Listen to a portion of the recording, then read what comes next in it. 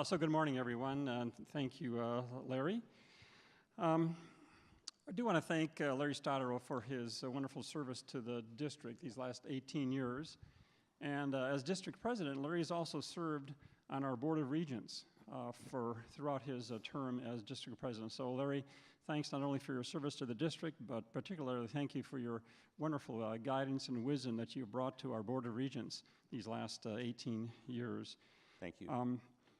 I do wish you a fine retirement, and I hope that you are more successful in retirement than I am. Secondly, I want to congratulate Mike Gibson on your election as district president. Please know that the faculty, staff, and students at Concordia are praying that the Lord will bless you with wisdom and with discernment as you take on this very important responsibility. And by the way, Mike, if you're thinking of relocating the district office, I know a growing landlocked university that might be interested in purchasing the current property. By the grace of God, Concordia University is doing well as we wind up our 42nd academic year. Our finances look good. Our enrollment is very strong, with over 4,300 students enrolled this past year. Coincidentally, our undergraduate enrollment this fall, the fall of the celebration of the 500th anniversary of the Reformation, was 1,517 students. Yes, in 2017, we had 1,700 students at Concordia in our undergraduate program. I asked the guy who gave me the stat, did you fudge this number at all? And he said, no, this is exactly what the number turned out to be. At Concordia, we offer 20 undergraduate majors. Our largest majors are in business, in exercise and sports science, in biology, and in communication. Our church work program numbers have pretty much stabilized at about 100 students each year. When I first came to Concordia many, many years ago, we were educating over 200 students per year. We've been averaging about 100 students now per year the last several years, so that number has stabilized. By the way, we do provide a $20,000 scholarship each year for qualified church work students. And what's new this fall is that we will also provide free housing for any new church work students. We are really doing our part to encourage young people, gifted young people, to come to Concordia to prepare for full-time service in the LCMS. By the way, we are able to do that. We are able to provide those generous scholarships because of many of our friends and donors. And I know some of you, many of you, are in this room this morning. So thank you very much for continuing to support these wonderful students. We also offer 10 master's degrees at Concordia. Our largest programs are in education, coaching, and athletic administration, in counseling, and in organizational leadership. And we do offer, for the last 4 years, we offer one doctoral program at Concordia, an EDD in educational leadership. Most of the folks in that program are from our local school districts, and they're studying to be superintendents or assistant superintendents. Concordia Athletics for the last 3 years has been affiliated with the NCAA Division II, and we field 20 different athletic teams. By the way, I'm very proud of this. Our men's volleyball team competes in a conference with USC, UCLA, BYU, and Pepperdine. And this past year, our men's volleyball team beat USC's volleyball team twice. And we were very competitive with UCLA, who went to the national tournament. Southern California, as you can imagine, is a hotbed of men's volleyball. We also beat Grand Canyon twice. They're in that same league. And anytime we can beat Grand Canyon, it's a good day. So, some of our most notable co-curricular programs are theater, music, and speech and debate. In the last 4 years, our parliamentary debate team has won the national title twice. Now, to accommodate our growing music programs and to strengthen the somewhat natural connections between music, worship, and theology, we are building a brand new building. It's a $30 million building. To date, we've raised about $25 million in gifts and pledges. It's a 38,000 square foot building, and in that building will be music rehearsal spaces, music performance spaces, offices, and a state-of-the-art recording studio. By the way, if you would like to come to Concordia and take a hard hat tour, is what we're calling them, you can see Bill Hood outside at the Concordia booth. And I'm told that we have hard hats to fit any head size in the room. Next fall, we are initiating a small group discipleship program. It's a Bible study program that we're calling Common Ground.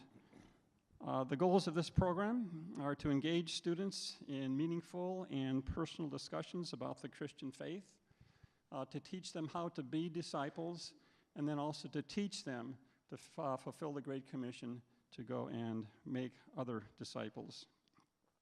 This last spring, we beta tested this Common Ground Bible study program with 4 student groups. We've learned a lot from this beta test. We've rewritten some of the curriculum, particularly to apply to young people.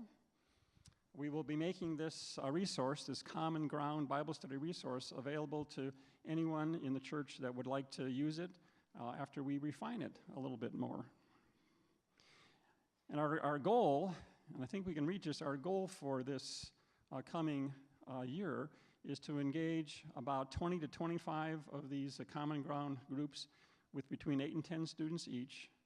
And we have 40 faculty and staff members who have said, I would like to lead one of these Common Ground groups. We're very excited about this.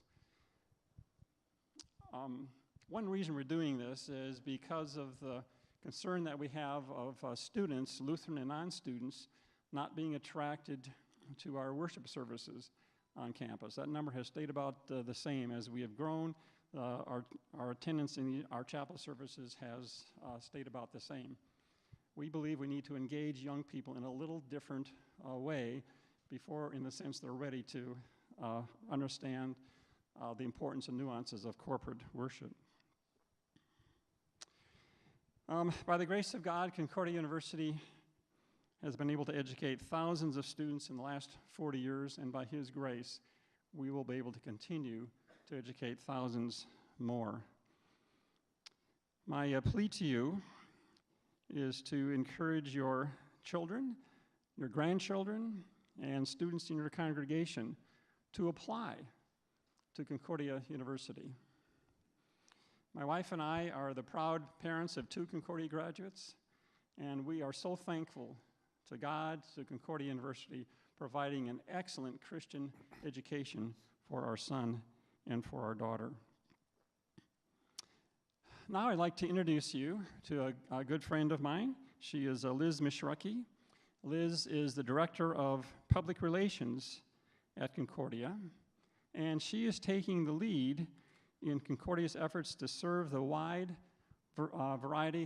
diversity of students whom God has led to Concordia's campus. So Liz, would you please come up here and share some exciting things?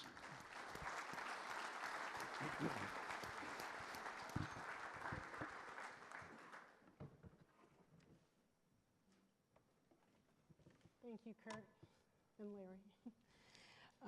Good morning. My name is Liz Mishrucky, and I am the daughter of a Mexican immigrant. My dad immigrated illegally from Mexico City to the United States with my grandfather. After finishing high school in LA, my dad earned his American citizenship by serving in the U.S. Army. And then he later worked in the Bracero program. I don't know if you're familiar with that, but that was a guest worker program that our federal government implemented during World War II so that when the people who were harvesting the fields, or actually, when they went off to war and the women went to work in factories, we actually had guest workers from Mexico come in and work our fields.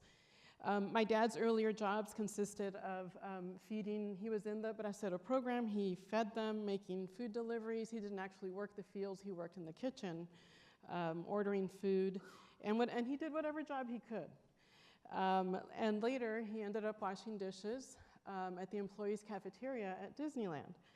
And with a little bit of determination and a high school degree, that's all, and a strong work ethic, my dad retired after 25 years as the food purchasing manager for Disneyland, the Disneyland Hotel, and the Queen Mary and the Spruce Goose when they were all part of Disney. Wow. So, thank you. Not bad for a Mickey Mouse career, I think. But my brother and I grew up in Anaheim, just a mile from Disneyland. You could say I have two firsts to my name. I am first generation. I'm the first in my family to go to college. And my first language is Spanish. I did not learn English until I was 5 years old, till I started kindergarten. Those were the rules in our house, in our home. And also, college was never talked about in my home, but hard work was. I joined Concordia 3 years ago as the director of PR, and I'm also a Concordia parent. A little over a year ago, my position went hybrid, meaning I work half-time in marketing communications, doing public relations for the university, and my other half, the other half of my job is to lead a team to establish Concordia as a Hispanic serving institution, also known as an HSI, as well as an MSI, which stands for Minority Serving Institution. So, what do I do? Just push the button here? The big green button. Yeah. Oh. There. Okay. Thank you. Just a little brief background. Anytime a public or private university's undergrad student population reaches 25% or more Hispanic students, that institution becomes eligible for federal grants from the U.S. Department of Education. And that funding can be used to serve Hispanic first-generation low-income students in 3 areas. One of them is student services, the other is professional development for faculty, and the third is curriculum development. Today, Concordia Irvine, our student population right now, our Hispanic student population is at 23%. We're very close, as you can see, to the 25% threshold. We expect to meet that threshold probably around the 2019-2020 academic year. As far as the MSI, Minority Serving Institution, Concordia is nearing another threshold there that would allow us to receive federal funds as an MSI. That requirement is 50%. Right now, we are at 47%, and MSI would include students of Asian, African American, or Hispanic backgrounds.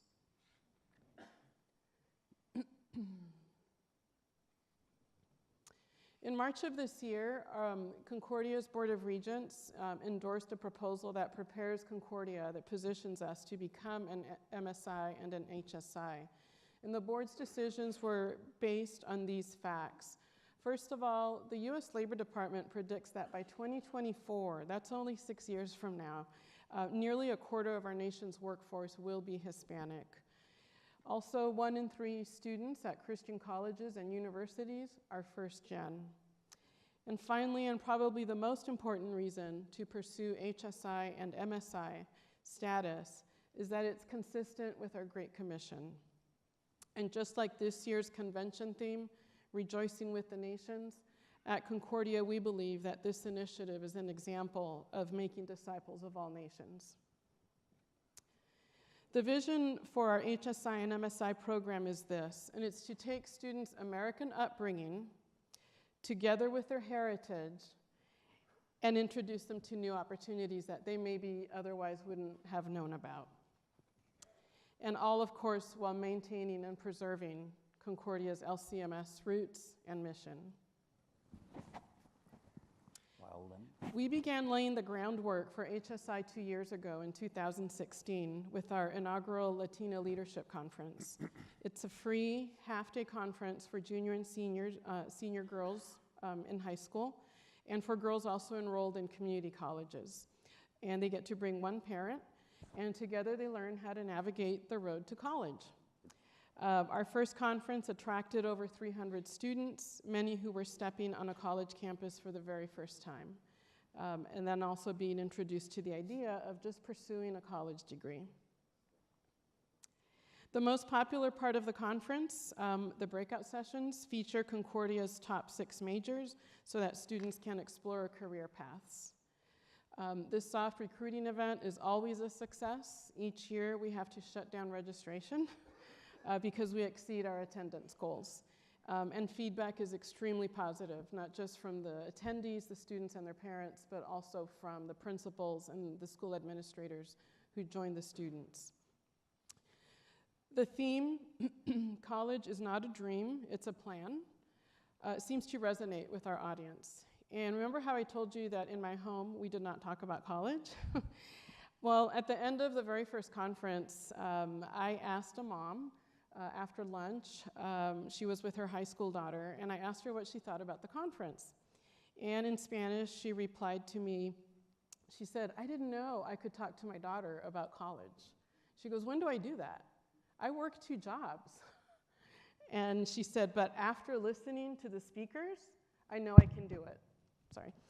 So that really just set the tone for this event. To learn about our next conference, which is in October, we have these cards. They're in the back of the room. They're also at the Concordia table. Our next conference is October 13th. You need to register online, or you can visit the URL there on the screen. Now, the Latina Conference is not the only part, or it's just one part of our Hispanic and minority student initiative. Other areas we're working on include partnering with youth development organizations after college that are offering college readiness programs, such as the Wooden Floor, where former Concordia President Jack Preuss served on their board of directors, the Hispanic Education Endowment Fund, and the Orange County Business Council, just to name a few. We're developing a first-gen mentor program for students made up of first-gen faculty, alumni, and staff. And we're also creating a Hispanic advisory board and Asian advisory board, each made up of first-gen and minority professionals and community influencers. As you can see from the data, our demographics are changing, not just here in California. For instance, I don't know if you know, but we will not be the first Concordia to become a Hispanic serving institution. Concordia Chicago actually is in the process of applying for HSI designation right now. Their undergrad student population, as I understand, is at 30% Hispanic. And last year, our next door neighbors, UCI, became an HSI. So the trends are changing. There is no HSI or MSI manual. I wish there was, so we could launch this program. But on the other hand, I'm kind of glad that there isn't, because this is not a one-size-fits-all program. We have a blank slate to work with. We get to design our program tailored to our faith-based mission. Will we make mistakes along the way? Probably. But I also know this. We get to serve and minister to students who are considered high risk. Their ideas about college and their reason for going to college will be different for each of them. Their upbringing will be different, but you can be sure of one thing. We will meet them where they're at, helping them to navigate the road to college in order to graduate and have distinctive lives of service, and just empowering them with the Concordia mission. So thank you very much for your time and consideration. Thank you.